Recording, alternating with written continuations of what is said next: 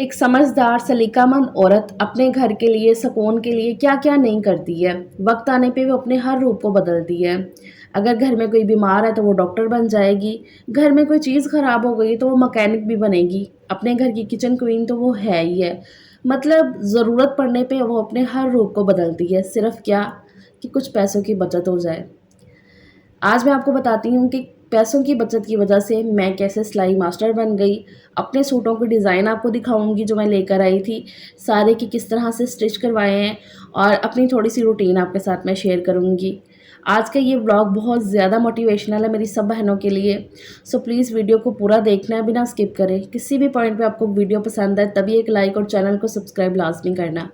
अस्सलामुअलैकुम, welcome to my new vlog. उम्मीद है जी आप सब खैरियत से होंगे। अल्लाह का एहसान है, शुक्र है कि मैं ठीक हूँ अल्हम्दुलिल्लाह। उम्मीद करती हूँ कि आप सब किचन क्वींस मेरी शहज़ादियाँ खैरियत से होंगी, अपने घरों में खुशबाश होंगी और आज संडे है, बहुत ज़्यादा काम कर रही होंगी या तो एंजॉय कर रही होंगी। सबका अपना अपना होता है ना।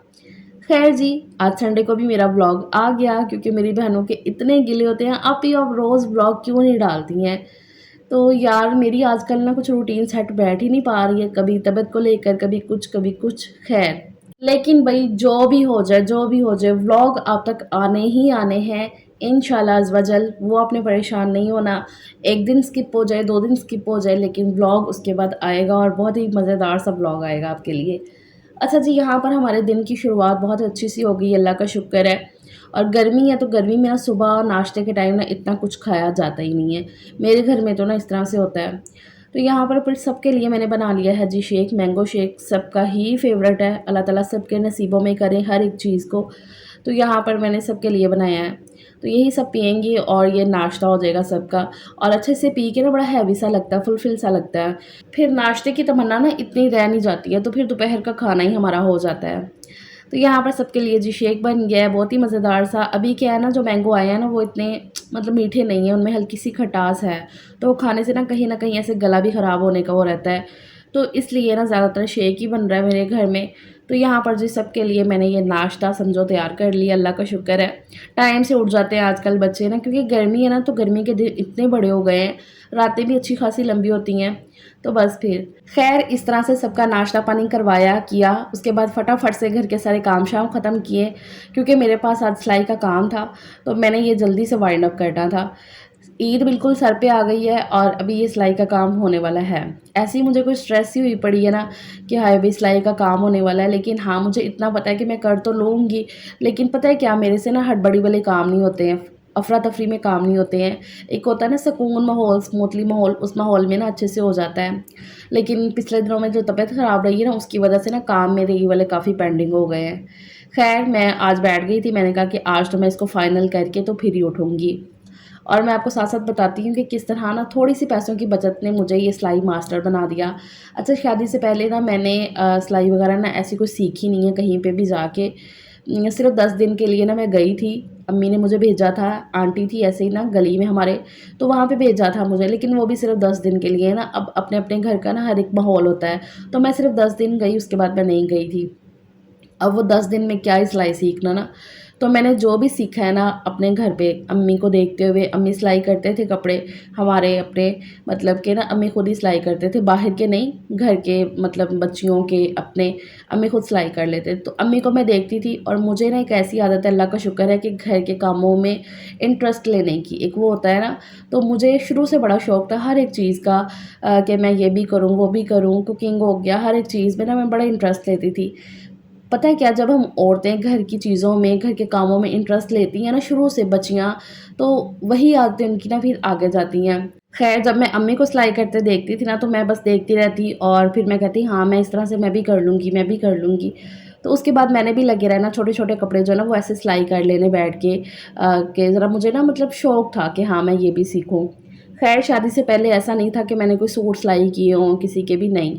बस वो हल्के-फुल्के से ना वही बात है कि वो जो ट्रेनिंग भी नहीं जिसे बोलेंगे, ऐसे ही बस उठ के तो कुछ ना कुछ बच्चे जो खेल रहे होते हैं ना, तो उस खेल-खेल में मैं लगी रहती थी। अच्छा, अब शादी हो गई, शादी के बाद जो है ना ज़ाहिर-सी बात है कपड़े आते हैं, कपड़े सिलाने भी होते हैं।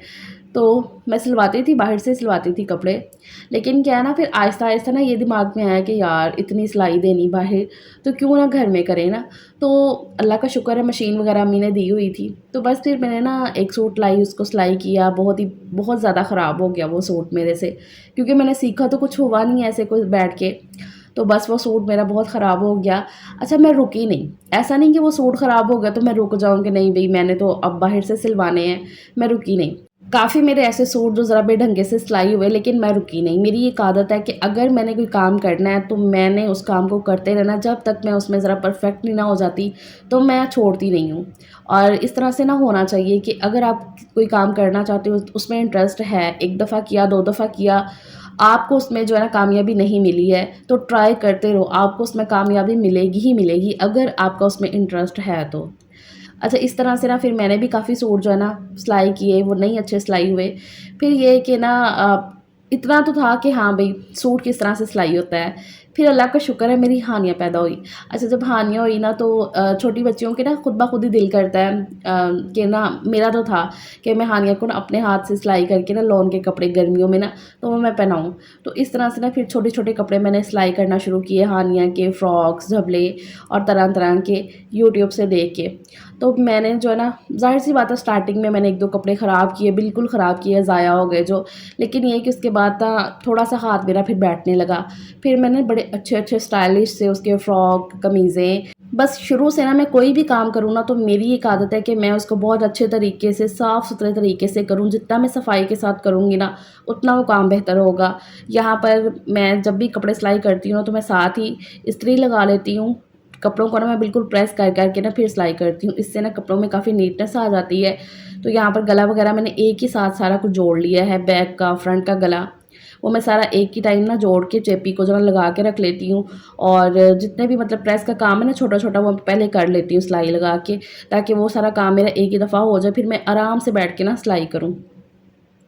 अब अल्लाह का शुक्र है कि हानिया के कपड़ों की ऐसी वो मेरी आदत बनी ना कि मतलब सिलाई कर के उसके बाद ना एक वो होता है कि पहले वो शौक़ था दिल में कि हाँ भी मैंने करना ही करना है। लेकिन वो हानिया के कपड़ों पे ना काफ़ी मेरे हाथ सीधे हो गए थे। और फिर ये था कि हाँ भई पैसों की अच्छी खासी बचत हो जाती है, लॉन के कपड़ों की स्पेशली ना, कि अगर जितने में मतलब बाहर सिलाई देनी है ना उतने में एक और सूट आ जाएगा।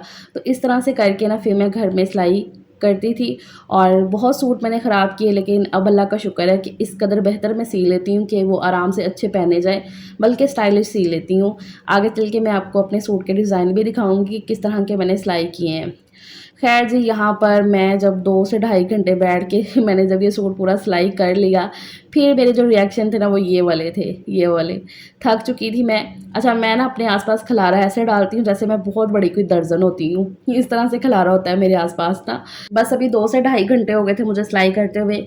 मेरी एक ये भी आदत है कि जो सूट मैं सिलाई कर रही हूँ ना, तो बस मेरी कोशिश होती है, कोशिश क्या मैं करती हूँ कि मैं उसको पूरा करूँ, पहले सिलाई फिर वहाँ से उठूँ।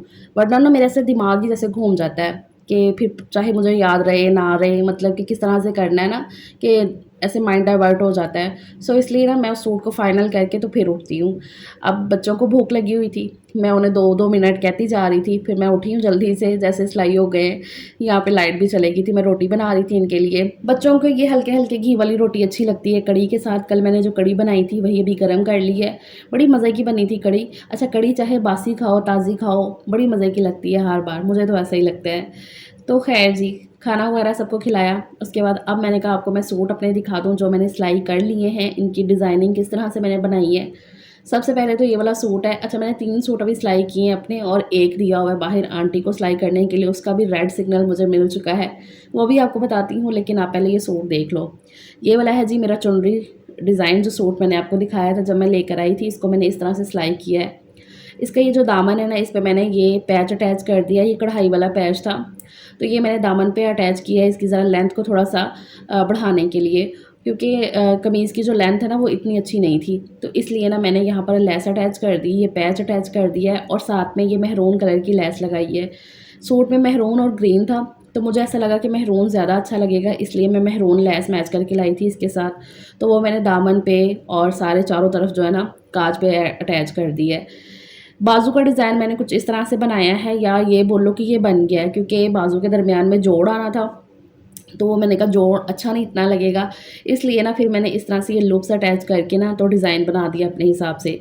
गले का डिज़ाइन कुछ इस तरह का है और गले का डिज़ाइन भी ना ज़रा ये बोलो कि थोड़ा-सा ऐसे बन गया। अभी भी ना मैंने बताया ना कि उस कदर मैं परफ़ेक्ट नहीं हूँ, लेकिन हाँ, अगर कोई काम मेरे से ख़राब होता है तो मैं उसको सही करना जानती हूँ। गला ज़रा थोड़ा-सा बड़ा बन गया था, इसलिए मैंने उसमें कपड़ा अटैच करके तो लेस लगा दी थी, तो सही हो गया था। साथ में मैंने ना ये लेस की कटिंग करके ना तो फूल साइड पे भी लगा दिए थे, तो अच्छा लग रहा था इस तरह से। अच्छा, उसके बाद ये जो बाजू का डिज़ाइन है ना, ये आप देख रहे हो ना, ये जो लूप्स लगी हुई हैं दरमियान में ब्लैक कलर की, ये मैं आपको दिखा रही थी कि जो लेस मैंने नीचे दामन पे लगाई है ना, वो पैच लगाया तो उसी के ऊपर से कटिंग किया है मैंने। जो सादा वाला ऊपर नेट थी ना, मतलब कढ़ाई के बगैर ऊपर जस्ट थोड़ी-सी ना सादी थी, तो मेरे पास ना लूप्स बनाने के लिए कपड़ा नहीं था ये ब्लैक कलर का, तो मैंने वही जो है ना ऊपर से कटिंग करके तो उसकी लूप्स बना के तो बाजू पे अटैच कर दी हैं इस तरह से। और शलवार का डिज़ाइन कुछ इस तरह का मैंने बनाया है। सिंपल शलवार थी, तो इस तरह का ये मेरा सूट जो है ना वो एक सिलाई हो गया था। जो मैंने रात को बैठ के सिलाई किया और उसके पहले मैंने ये वाला एक सूट सिलाई किया था, मतलब कि ना मैंने एक दिन में ना एक सूट सिलाई कर लेना होता है बैठ के, चाहे मैं रात को करूँ, दिन में करूँ, वो फिर अपने हिसाब से ना जैसे मुझे टाइम मिले उस हिसाब से।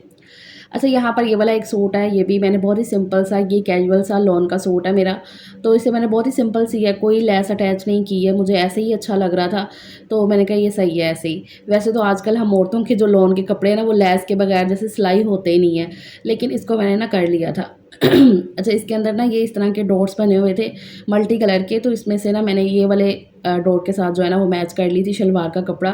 ये जो शर्ट आप देख रहे हो ना, दरअसल मैं हानिया के लिए लेकर आई थी कपड़ा कि उसका मैं सूट सिलाई करूँगी, तो उसका सूट पूरा सिलाई हो नहीं रहा था और वैसे भी ना उसका मैं एक और जो सिलाई कर रही थी वो भी ज़रा मल्टी में था, तो मैंने कहा ये हर कोई मल्टी मल्टी इतना अच्छा नहीं लगेगा, इसलिए फिर मैंने अपनी इसकी कमीज़ सिलाई कर ली और साथ में ये वाला पर्पल मैं शलवार का कपड़ा ले आई थी और उसको मैंने फर्शी शलवार रख के सिलाई कर लिया, ज़रा थोड़ा-सा खुला रख के ना बेल्ट वाली शलवार सिलाई की है।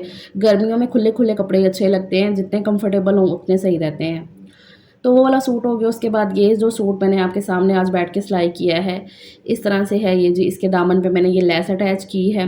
सिंपल सा ये सूट था, मतलब कढ़ाई वगैरह ऑल वैसे हुई थी, ऑल ओवर में था, ऑल ओवर में क्या इतना डिज़ाइन करना, तो सिर्फ मैंने इसके दामन पे लेस अटैच कर दिया, साथ में जो इसकी काज है उस पे मैंने डोरी पाइपिंग लगाई है।